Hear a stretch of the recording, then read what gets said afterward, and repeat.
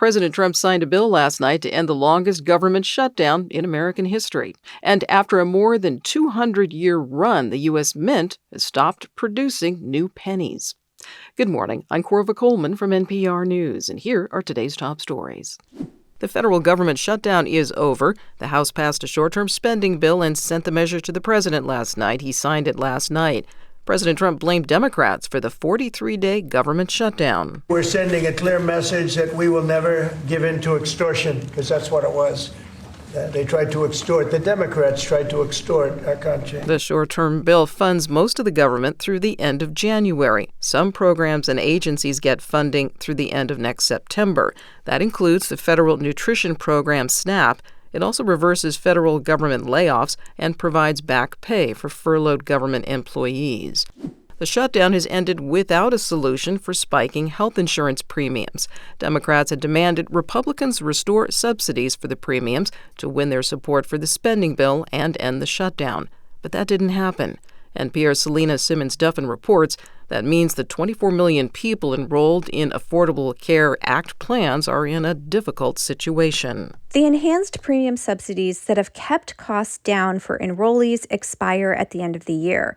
Without them, costs are going up. For Amy Jackson of Butler, Missouri, her premium is going from under $300 a month to $1,250. She's not sure congressional lawmakers understand. You know, for them, $1,000 is probably nothing. It's probably what they blow on dinner. But for me, that's half of my wage. You know, I just can't swing that. She has breast cancer and is trying to get as much treatment as possible into this calendar year. She's been calling her representatives and telling them that people like her need help now. Selena Simmons-Duffin, NPR News, Washington.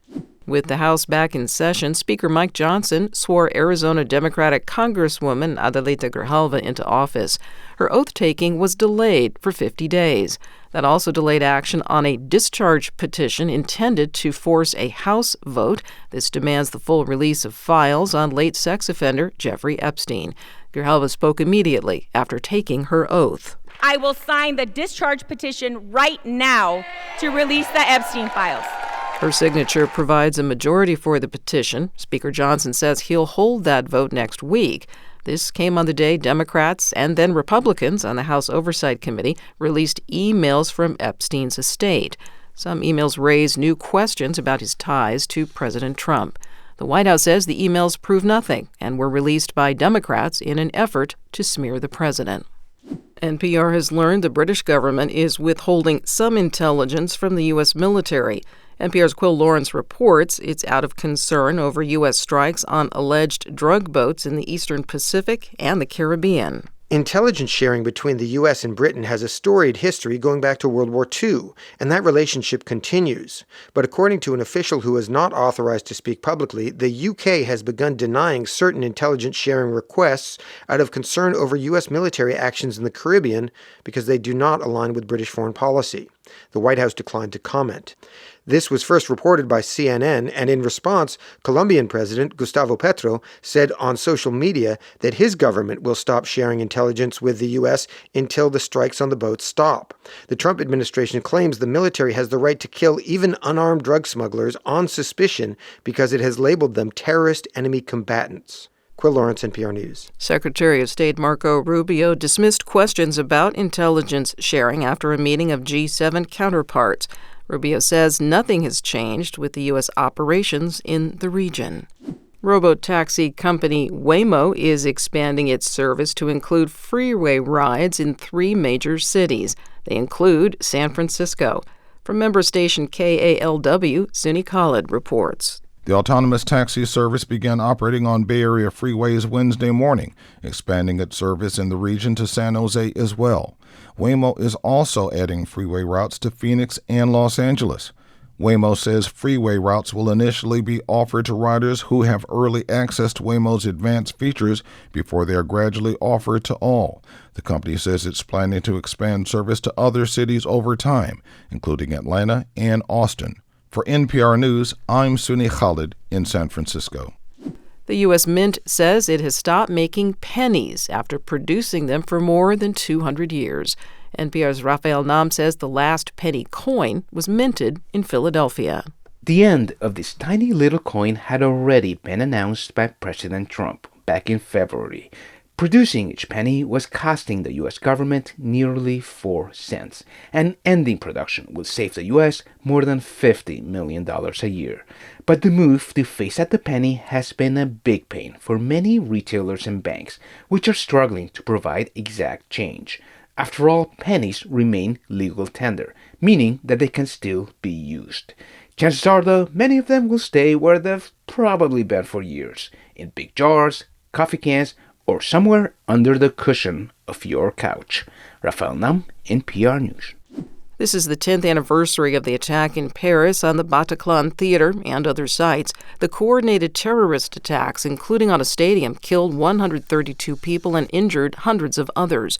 Commemorations today will be led by French President Emmanuel Macron. People in the U.S. are rapidly becoming less religious, according to a new poll from Gallup. NPR's Jason DeRose reports. Over the last decade, Gallup has found a 17-point drop in the percentage of U.S. adults who say religion is an important part of their daily lives. Now, just 49% say it's key. Gallup says that decline is among the largest it's recorded in any country over a 10-year period, and that such a large drop is rare among the 160-plus countries it studies. Chile, Turkey, and Portugal have seen similar declines. Gallup's analysis finds that only a few countries have experienced larger losses in religiosity, among them Greece, Italy, and Poland. Jason DeRose, NPR News. A new study finds that if you want seagulls to leave your food alone, don't ask them to stop, you should shout at them. Researchers at the University of Exeter in England did a study with French fries to find out if this worked. They used recordings of a man's voice who shouted, quote, "No, stay away, that's my food." The researchers say they found out the louder you shout, the faster the birds will flee. You're listening to NPR News. Hello, I'm Korva Coleman, host of NPR News Now. On behalf of the NPR Newscast team, I want to personally thank you for your continued support. I also want to let you know that after November 14th, we're going to take a step back from producing the video version of NPR News Now. During the next few weeks, we'll take some time to create a new video format and explore other platforms so that we can deliver a smarter, more focused experience to our growing audience. But don't worry, I'm not going anywhere. We're not going anywhere. While we will no longer publish this daily news roundup, you can still listen to NPR News Now on broadcast and on podcast and keep up with all the news from NPR by following us on your social channels, by listening to your local member station, or visiting npr.org. Thank you, as always, for watching.